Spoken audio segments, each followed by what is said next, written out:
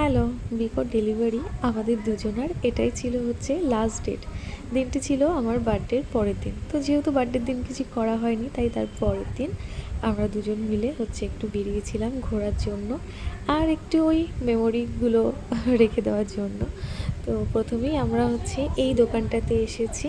তো এখানে হচ্ছে গিয়ে ছেলেদের কালেকশনগুলো নাকি ভীষণ ভালো, আর এই টাইমটাতে 50%-এর ওপরে ছাড় দেয়। তো যে কারণে আমরা এসেছিলাম।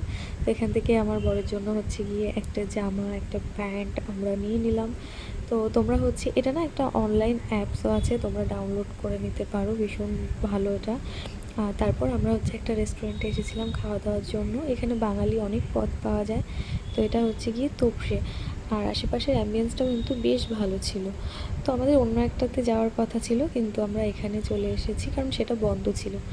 আর তারপর হচ্ছে খাওয়া দাওয়া করে নিচ্ছিলাম এখানে।